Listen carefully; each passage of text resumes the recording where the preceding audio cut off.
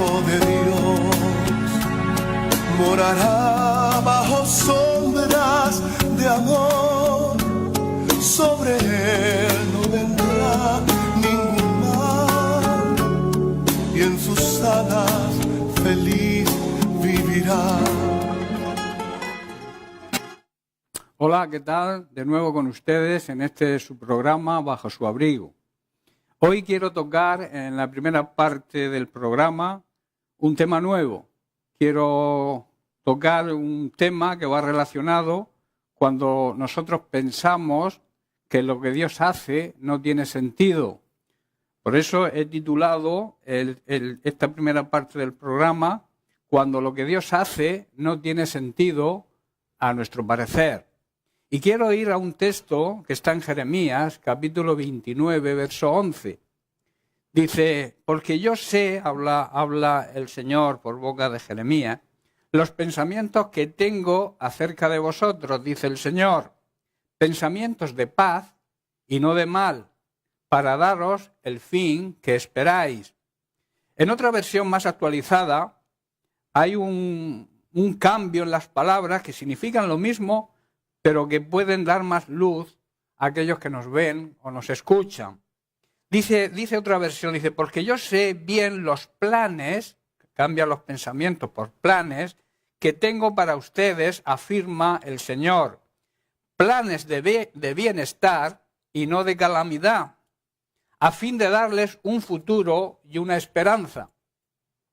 Hermanos y amigos que me escucháis, el fin y el futuro que esperamos debe estar siempre de acuerdo a la voluntad de Dios. La voluntad de Dios son sus planes para nosotros.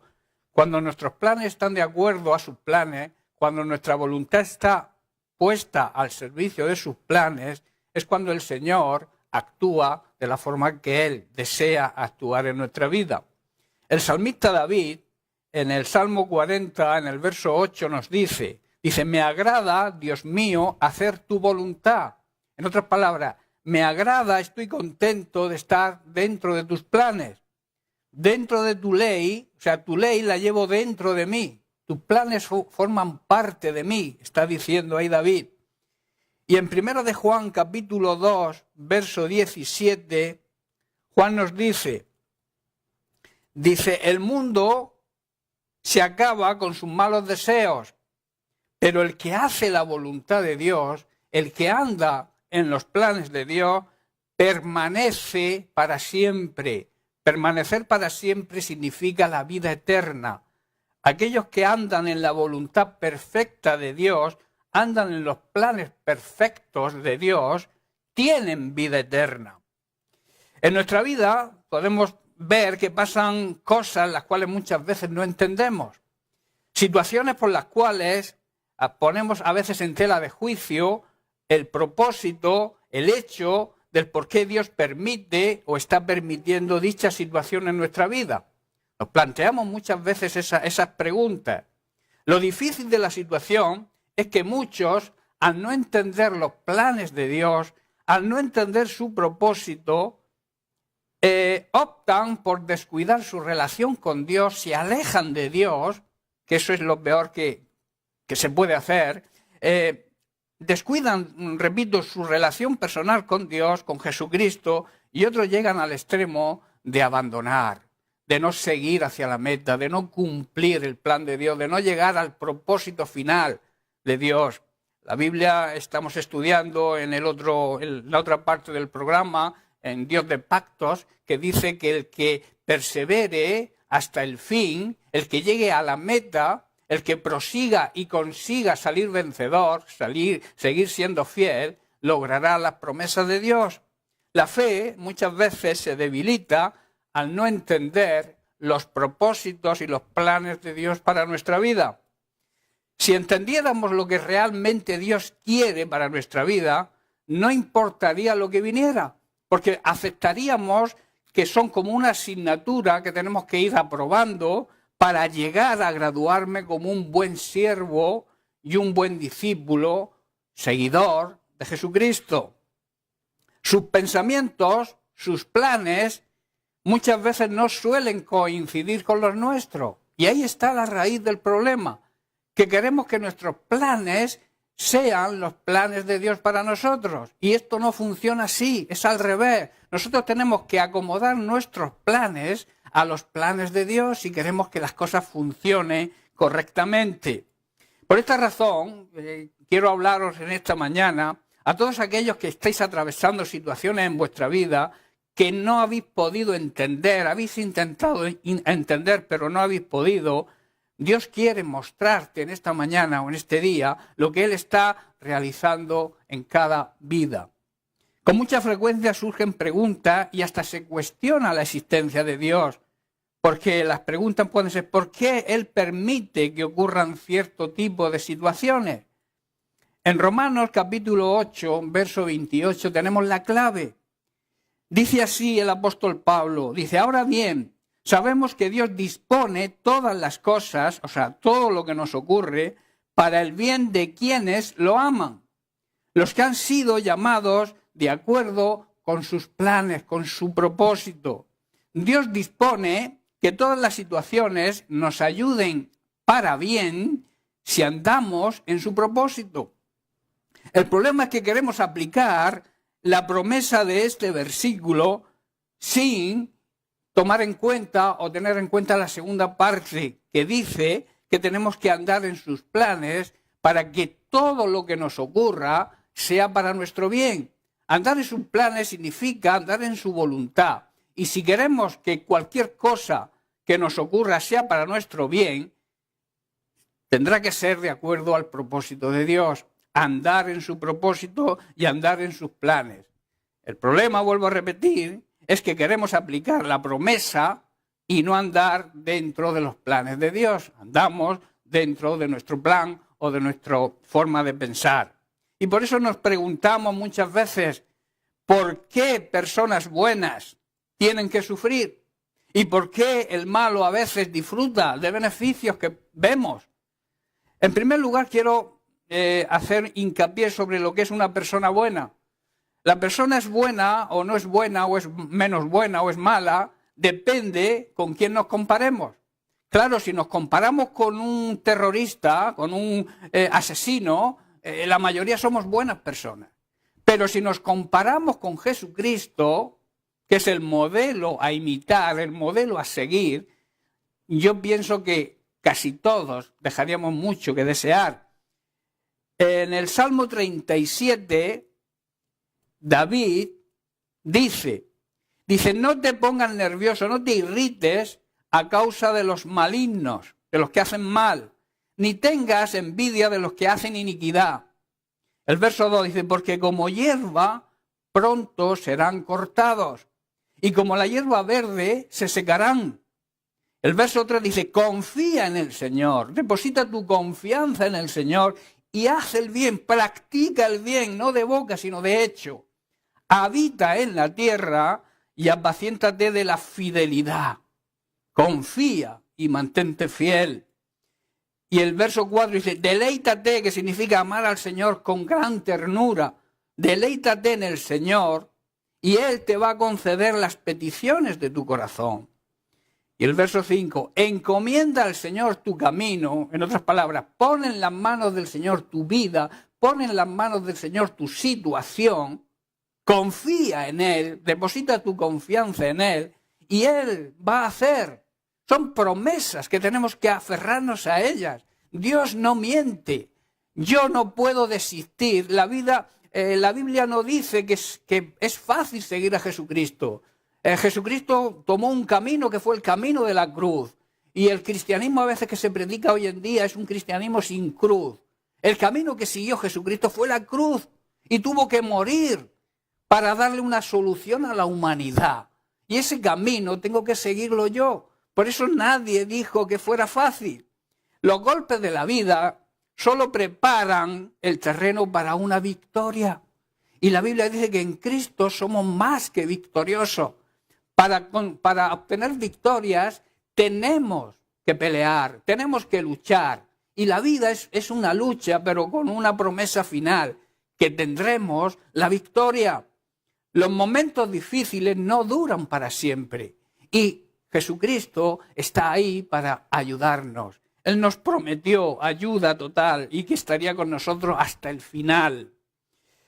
Hay muchas cosas sobre Dios que no sabemos y que ignoramos por culpa de no querer aprender, de no querer recibir la enseñanza adecuada para que cuando se presenten dichas dificultades, dichos problemas, podamos afrontarlos con la seguridad de que Dios siempre nos ayuda. Ayuda, no es que hagan las cosas por nosotros, nosotros debemos tener la libertad porque Dios nos ha dado una voluntad propia. Y esa voluntad propia, Dios no te manda al infierno porque Él quiere enviarte al infierno. Dios no envía a nadie al infierno. Es nuestra voluntad de no aceptar su sacrificio, de no aceptar sus planes y querer ir al cielo.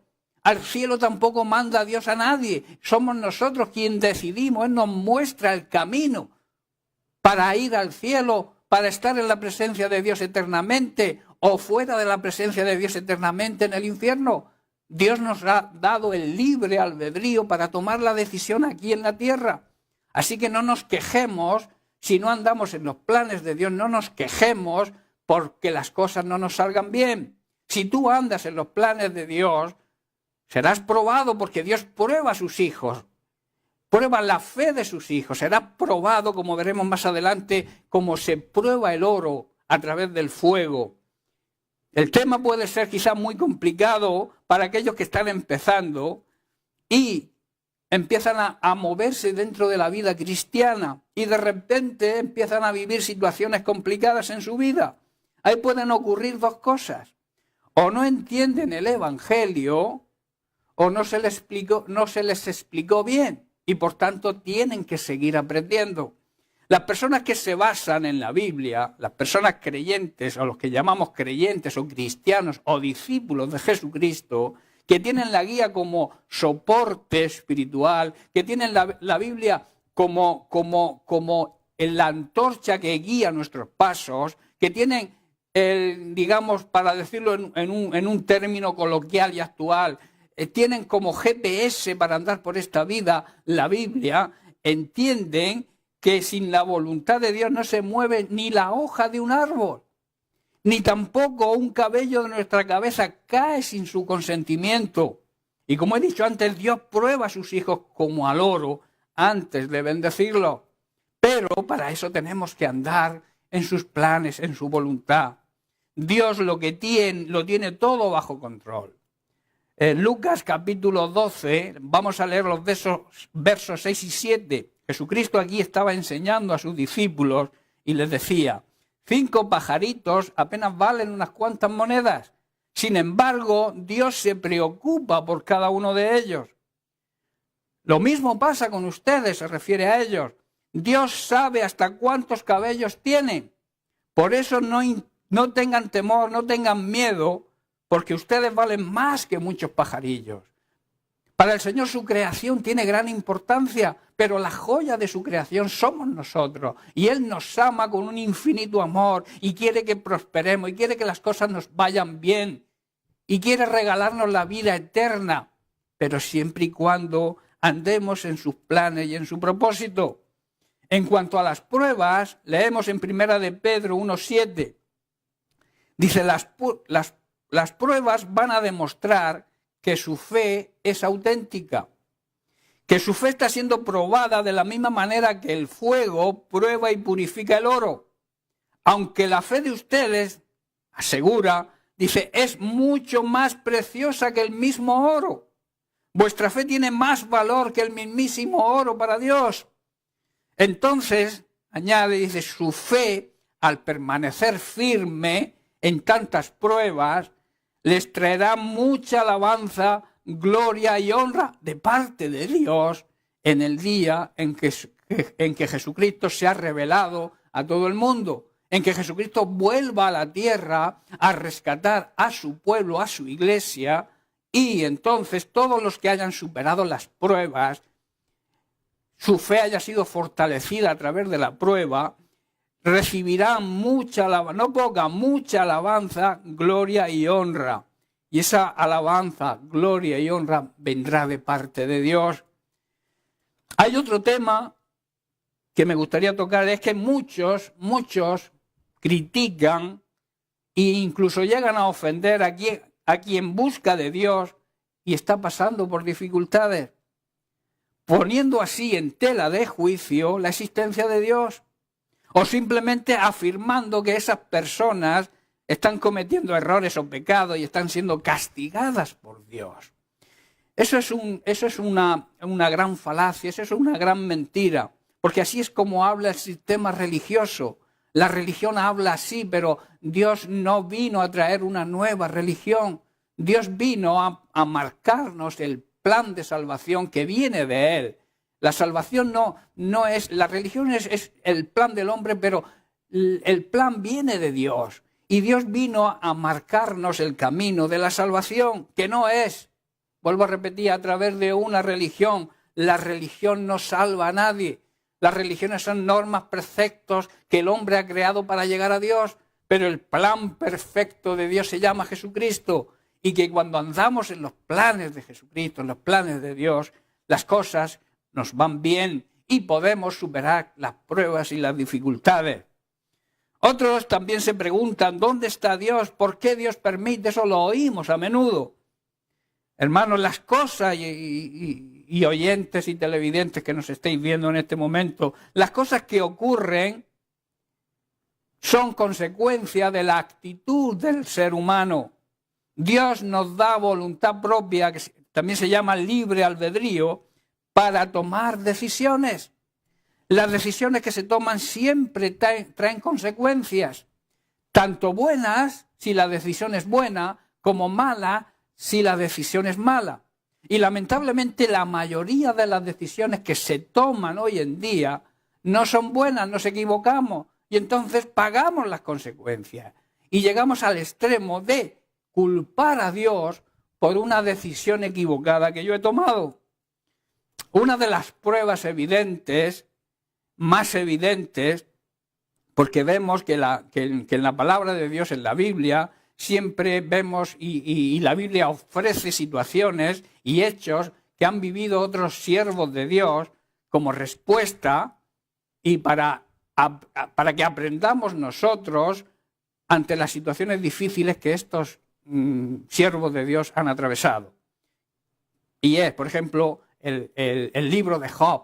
El libro de Job habla de todas las cosas que le ocurrieron mal a Job. Pero Job se mantuvo firme a pesar de los consejos, de las acusaciones de sus amigos.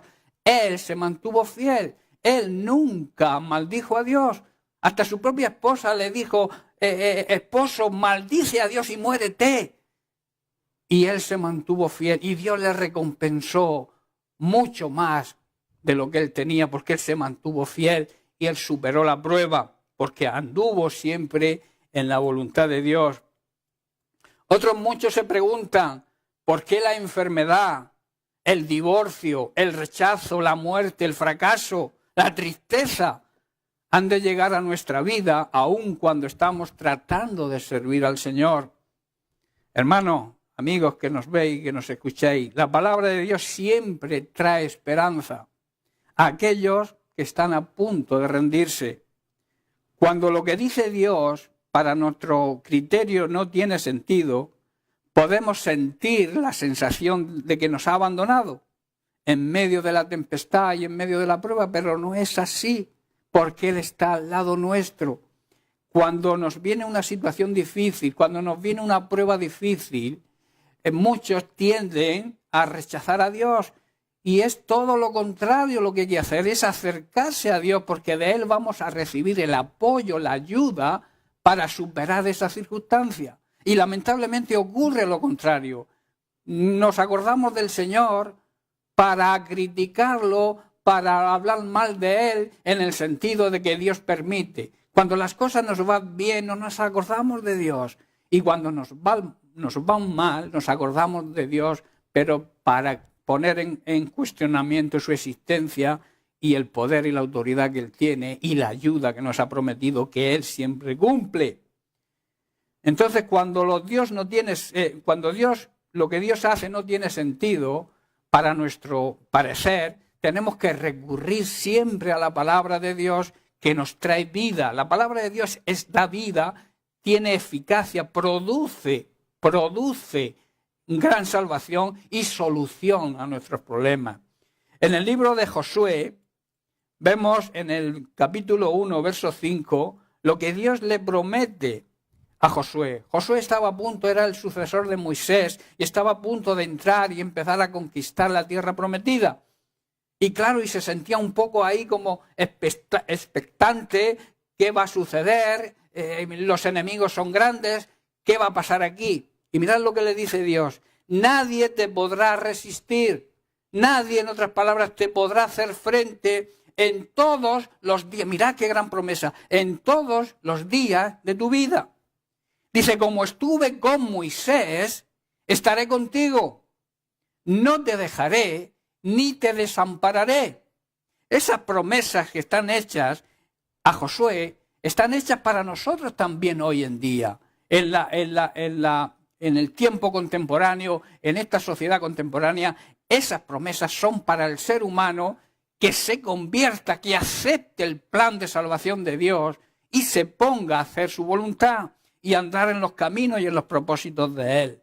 También quiero leer en Isaías 41, verso 10.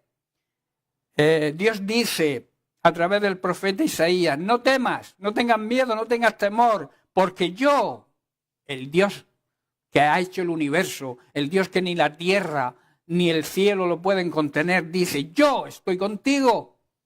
No desmayes, porque yo soy tu Dios. Te fortaleceré, y siempre, gran promesa, siempre quiere decir en cualquier circunstancia, tanto cuando las cosas te vayan bien o te vayan mal, cuando todo lo que ocurra a veces no tenga sentido para ti, dice: yo te fortaleceré y siempre te ayudaré. Sí, yo te sostendré con mi diestra victoriosa. Si estamos en la mano de Dios, si estamos en su diestra victoriosa, esa victoria es nuestra. Y para concluir con este punto y dejarlo aquí por hoy, seguramente seguiremos la semana que viene, dice, conclusión a este punto quiero traer. Dice, si andamos en el propósito y en los planes de Dios, Él nos promete que todas, escuchar bien, todas las cosas nos ayudan a bien y que siempre podemos contar con su ayuda. Hasta aquí el primer tema del programa. Ahora vamos a poner un vídeo y ya nos abrimos, que va a abrir puertas al segundo tema que llevamos varias semanas estudiando y trabajando con él, que es Dios es un Dios de pactos.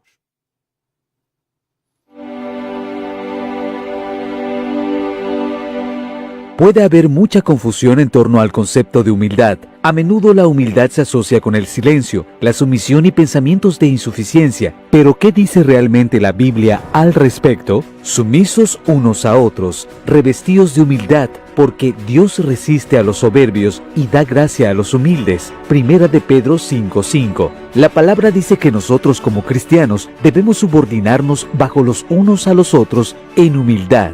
Solo subordinándonos y revistiéndonos de humildad podremos crear paz y unión con los otros. No debemos ser tan orgullosos y altos de que no podemos recibir amonestación o consejo. Tampoco hay que tener la mentalidad de que nuestras propias opiniones y pensamientos son siempre mejores que los de otras personas, porque pensar así no nos lleva al progreso o a la unidad con Cristo. Ser sumisos y humildes no significa de ninguna manera que debemos ser esclavos de otras personas. Pablo fue muy claro cuando dijo que debemos servir a Dios y solo a Él. Por precio fuisteis comprados, no os hagáis esclavos de los hombres. Primera de Corintios 7:23. De igual manera se centró en agradar solo al Padre, puntualizando ser manso y humilde de corazón, como Yeshua mandó. Pues, ¿busco ahora el favor de los hombres o el de Dios? ¿O trato de agradar a los hombres? Pues si todavía agradara a los hombres, no sería siervo de Cristo. Gálatas 1:10. Jesús el Mesías es el modelo perfecto para hablar de humildad. Nuestro carácter debe ser como Él.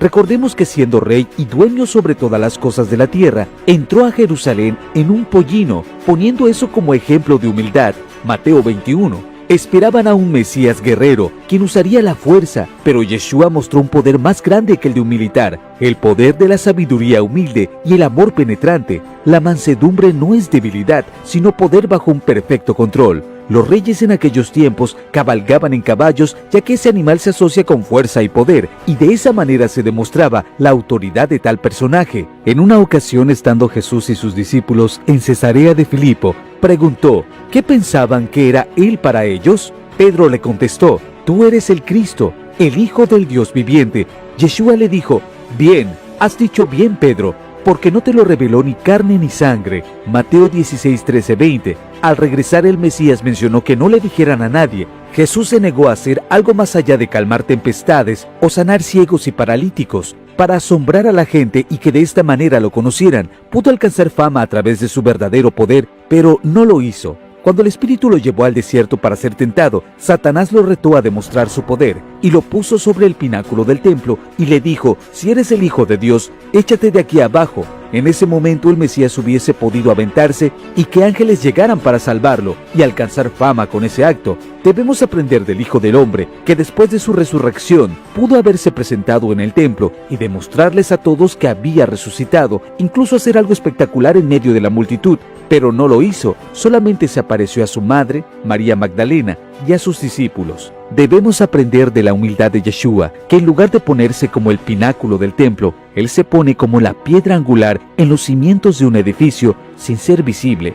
Debemos imitar al Jesús de Filipenses 2, el cual, siendo en forma de Dios, no estimó el ser igual a Dios como cosa a que aferrarse, sino que se despojó a sí mismo, tomando forma de siervo, hecho semejante a los hombres, y estando en la condición de hombre, se humilló a sí mismo, haciéndose obediente hasta la muerte y muerte de cruz. Filipenses 2, 6, 8. La Escritura dice que si nos humillamos bajo la poderosa mano de Dios y sometemos nuestra propia voluntad y honor, entonces Él nos dará la gracia que necesitamos para vivir una vida cristiana en verdad y nos exaltará a su debido tiempo, porque cualquiera que se enaltece será humillado, y el que se humilla será enaltecido. Lucas 14, 11. La soberbia del hombre le abate, mas el de espíritu humilde obtendrá honores. Proverbios 29, 23. Interesante vídeo en el que vemos las virtudes de humildad y mansedumbre de nuestro Señor Jesucristo. Precisamente vamos a tratar en el tema Dios de pactos. Venimos tratando hasta ahora y quiero hacer un resumen muy rápido sobre el tema que estamos tratando. Estamos hablando de un Dios de pactos y un Dios de pactos que cumple sus promesas siempre. Aunque pasen 1000 generaciones, Dios siempre es fiel y cumple su pacto con el hombre. También estuvimos viendo, según esa nueva identidad que nos promete, lo que somos, según Pedro, 1 de Pedro 2:9, lo que somos en Cristo. Las 4 verdades que Pedro habla sobre lo que somos en Cristo. Decíamos que éramos su linaje, éramos su familia. También que éramos sacerdotes al servicio del Rey. Nación, iglesia santa, apartada y dedicada a su servicio. Y también que somos su posesión, le pertenecemos porque nos creó y también porque nos compró, nos redimió. Hemos sido escogidos, hemos sido elegidos, llamados, que es lo que significa, hacer todo esto con un propósito. Y el propósito está en la segunda parte del versículo que hemos leído de 1 de Pedro 2:9, que dice que hemos sido elegidos para mostrar las virtudes, las cualidades, las características de Cristo en nuestra forma de vivir. Nosotros tenemos que reflejar siempre lo que Cristo es, las virtudes que Cristo demostró cuando estuvo y anduvo por esta tierra. Somos el pueblo de su pacto. Y vamos a definir lo que es virtud. Decíamos que virtud es la disposición o la tendencia para obrar de acuerdo a determinados valores éticos y morales. Por ejemplo, el bien, la verdad, la paz, la justicia, la benevolencia, la bondad, la belleza. Y estuvimos tratando la primera virtud la semana pasada de Jesucristo, que era que Él es nuestro Salvador. Su virtud es salvar al ser humano. El mismo nombre suyo ya lo indica. Jesús significa Dios salva. Jesucristo dedicó toda su vida al servicio de la humanidad, enseñándoles el camino de la salvación. Juan el Bautista ya lo dijo en Juan capítulo 1, verso 29, dice: aquí tienen al Cordero de Dios que quita el pecado del mundo. Recordemos que los sacrificios en el Antiguo Testamento, en el Pacto Antiguo, los sacrificios de animales cubrían el pecado, pero aquí Juan el Bautista tiene la revelación de que Jesucristo no tapa el pecado, no lo cubre, sino que lo quita el pecado de la humanidad. Y aparte de salvarnos, también decíamos, aparte de salvarnos de la condenación del pecado, que es la vida eterna en el infierno, nos salva de eso, también en la actualidad, en la vida real, física, actual, puede librarnos de cualquier situación. Nos salva a nuestra familia, salva a nuestro hogar, salva a nuestro matrimonio, si confiamos plenamente en Él.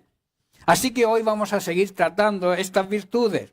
La segunda virtud es la humildad, que va unida a la mansedumbre. Yo las llamo hermanas gemelas. Vamos a leer lo que dijo Jesús en Mateo capítulo 11, verso 29. Dice: llevad mi yugo, yugo significa ley, obligación, mandamiento, llevad mi yugo sobre vosotros y aprended de mí, que soy manso y humilde de corazón, y entonces hallaréis descanso, reposo para vuestras almas. Jesús es el máximo exponente, el máximo ejemplo en humildad. Jesús es el ejemplo a seguir por cada uno de los que nos llamamos creyentes o discípulos, seguidores de Jesucristo. Y tenemos que reflejar esa humildad, esa cualidad de Jesucristo, esa virtud. Tenemos que aplicarla a nuestra forma de vivir y debemos imitarle, y así estaremos proclamando esa virtud. En el capítulo 21 vamos a ver algunos ejemplos de la humildad y la mansedumbre de Jesucristo. En el capítulo 21 de Mateo, los versos del 1 al 11, hablan de la entrada de Jesucristo en Jerusalén. Y vemos a Jesucristo entrando en Jerusalén en un burrito, en un pollino, demostrando así su gran humildad. Los reyes solían montar a caballo. El caballo simboliza la fuerza y el poder. Pero Jesucristo, que era el Rey de Reyes, no entró en un caballo, sino que entró en un burrito, en un asno. Demostración de la gran humildad de Jesucristo, la cual debemos imitar. En Mateo, capítulo 4, versos del 6 al 7, también vemos, en la tentación de Jesucristo, vemos la humildad que Él demostró. Dice: le dijo Satanás, si eres el Hijo de Dios, tírate abajo, porque escrito está: ordenará que sus ángeles te sostengan en sus manos para que no tropieces con piedra alguna. Y el verso 7 dice: también está escrito, le contesta Jesucristo, no pongas a prueba al Señor tu Dios. Aquí vemos cómo Jesucristo podía haber hecho un alarde de su divinidad, de que es Dios, y que la promesa se hubiera cumplido claramente si Jesucristo acepta tirarse. Pero hubiera sido un acto de orgullo, demostrando a la gente el poder que Él tenía. Pero Él se humilló y rechazó ese, digamos, aplauso humano para andar en la humildad y en la mansedumbre que Dios le mandó para cumplir su propósito en Él, que era la salvación del ser humano y cómo debemos comportarnos con respecto. Hablaremos después del orgullo y de la soberbia, que son lo opuesto a la humildad. En Filipenses capítulo 2, verso 8, dice: y al manifestarse como hombre, o sea, en la condición de hombre Jesucristo, en la condición siendo un hombre físico como tú y como yo, se humilló a sí mismo y se hizo obediente, y tal obediencia le llevó hasta la muerte, y a una muerte lo más indigna que pueda haber, que fue la muerte en una cruz. Humildad es la carencia de cualquier forma de egoísmo. También es la virtud que consiste en conocer nuestras propias limitaciones y debilidades y actuar de acuerdo a tal conocimiento. Estas son definiciones de la Real Academia. En otras palabras, la humildad es una característica propia de las personas que no se sienten más importantes o mejores que nadie, pese a los logros alcanzados y pese a sus cualidades. Podría decirse que la humildad es la ausencia del orgullo y la soberbia en nuestra vida. El orgullo es arrogancia, es vanidad, excesiva estimación propia, creernos superiores a los demás, ensalzarnos y complacernos en nuestras propias capacidades, menospreciando a los demás. Eso es el orgullo. Y el orgullo es un espíritu malo, un mal espíritu. Es lo contrario, como he dicho, a la humildad. Luego está la soberbia, que van unidas. El orgullo y la soberbia siempre van unidos. La soberbia es la cualidad principal del orgullo. Es la altivez, el apetito deseado, el deseo desordenado de ser preferido a otros. Pablo dice en 1 Corintios 4, verso 7, dice, ¿por qué? ¿Quién te distingue? ¿O qué tienes que no hayas recibido? Y si lo recibiste, ¿por qué te glorías como si no lo hubieras recibido? En otras palabras, aquí el apóstol Pablo está diciendo, ¿quién te crees que eres? Porque, ¿por qué te comportas y te vanaglorias como si lo que tienes lo hubieras conseguido por tus méritos y no por la gracia de Dios? Jesús dijo en otro pasaje más adelante, en el pasaje de los dos hombres que subieron al templo a orar, recordad que uno era fariseo y otro era cobrador de impuestos, publicano, que era odiado por toda la sociedad. Jesús dijo en este pasaje, dice, porque cualquiera que se enaltece será humillado, y el que se humilla será enaltecido. El fariseo dice que oraba consigo mismo, si leemos el pasaje de Lucas 18, 10 al 14, vemos que oraba consigo mismo, o sea, no se dirigía ni a Dios, ensalzándose y menospreciando a los demás, diciendo lo que hacía, todo lo que él se esforzaba por hacer según la ley. Pero no se dirigía ni a Dios, oraba consigo mismo sin reconocer su pecado, cuando la Biblia dice que todos somos pecadores. Y el publicano dice, ni aún se atrevía a mirar al cielo, pidiendo clemencia a Dios y reconociendo lo importante, reconociendo que era pecador. Entonces dice Jesús, les dijo, en el verso 14, dice, les digo que fue este pecador, el publicano, y no el fariseo que se creía santo, quien regresó a su casa justificado delante de la presencia de Dios. Dice, pues los que se ensalzan así serán humillados, y los que se humillan serán exaltados. En otras palabras, el que quiera ser importante y no reconozca sus debilidades ante Dios, será humillado por Dios. Y el que se humilla ante Dios, Dios lo hará importante.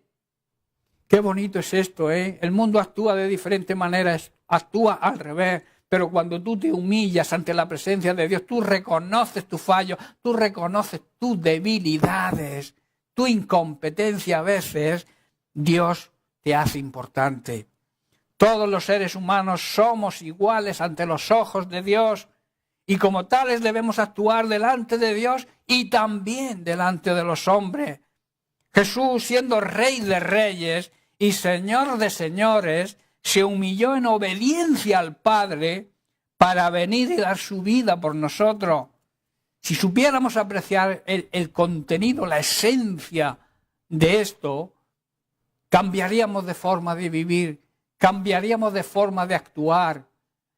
Ver que Dios, en su bendita misericordia, murió por sus enemigos. Es difícil incluso morir por un amigo, ¿verdad? Quizá tú, si ves a tu hijo que se está ahogando, tú te tiras a salvarlo porque es tu hijo, pero si fuera tu enemigo, ¿qué haríamos?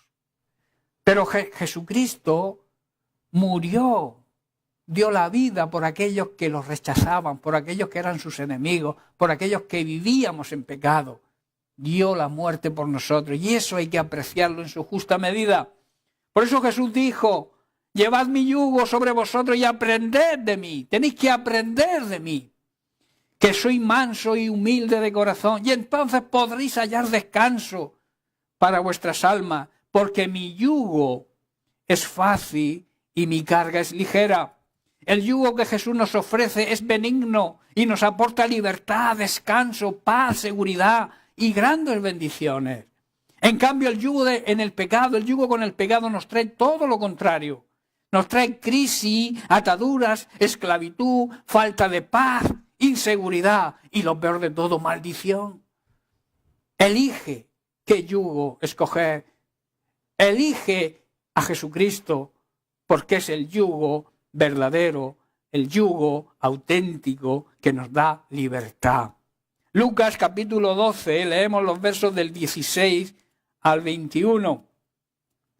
Dice, y le refirió Jesús una parábola diciendo, dice, la tierra de cierto hombre rico produjo muchas cosechas, y él razonaba dentro de sí, hacía sus propias deducciones, diciendo, ¿qué haré? Porque no tengo donde más guardar mis frutos. Y dijo, esto haré, derribaré mis graneros y los edificaré más grandes, y allí almacenaré todos mis granos y mis bienes, y diré a mi alma, alma, tienes muchos bienes almacenados para muchos años, reposa, come, bebe y diviértete. Aquí quiero abrir un paréntesis. A estas 4 cosas, reposa, come, bebe y diviértete, a esto se le llama hoy vivir la vida. Tener bienes materiales, descansar, comer, beber y divertirte, aunque tu familia esté destruida. Qué gran error, hermanos, qué gran error, amigos que nos escucháis. Y el verso 20 dice, pero le dijo Dios, insensato, necio, esta noche tu alma es llamada a mi presencia y lo que has provisto, lo que has acumulado, ¿para quién va a ser? ¿Para quién será? Dice, así es el que atesora para sí y no es rico para con Dios. La verdadera vida está en Cristo. La vida que Dios quiere es prosperarnos primeramente, es la vida espiritual. Hermanos, y cuando la vida espiritual funciona, no quepa duda que también funciona la vida física. El orden, el hombre, el ser humano lo hace al revés, se preocupa más de vivir la vida físicamente, de sus posesiones, de creer que ganando posesiones, ganando cosas, va a alcanzar la felicidad. Y siempre se quiere algo más, siempre queremos más. Pero cuando la vida espiritual, cuando la relación con Dios, cuando nuestra intimidad con Dios funciona, la vida física también funciona.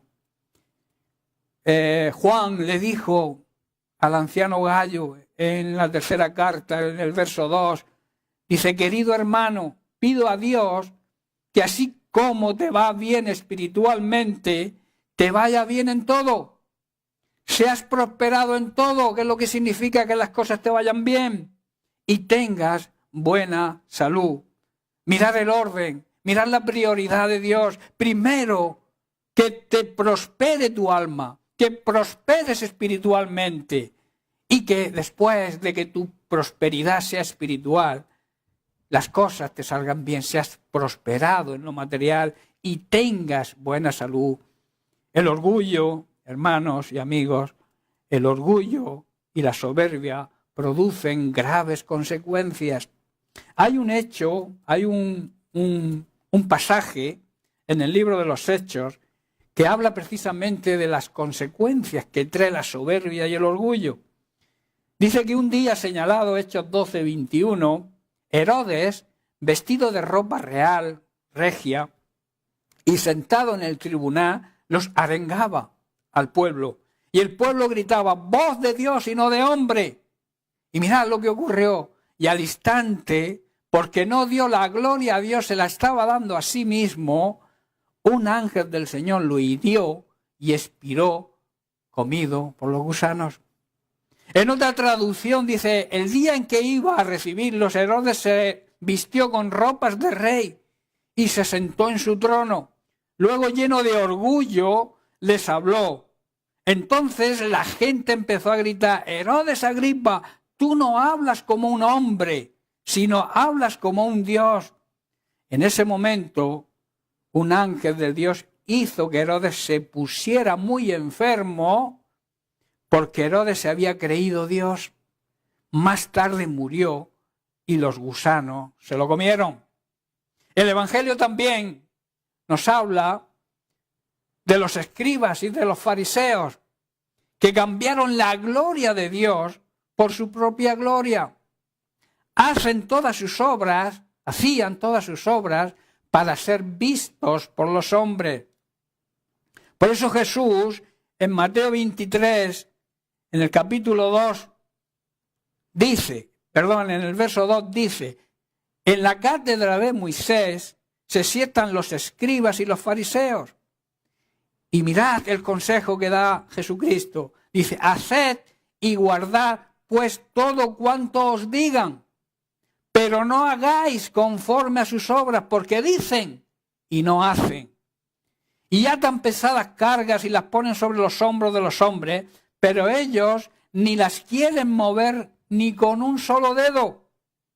Antes bien, hacen todas sus obras para ser vistos por los hombres, porque ensanchan sus filacterias y alargan los flecos y llaman el primer reclinatorio en las cenas y las primeras sillas en las sinagogas y los saludos pomposos en las plazas y que los hombres lo llamen rabí.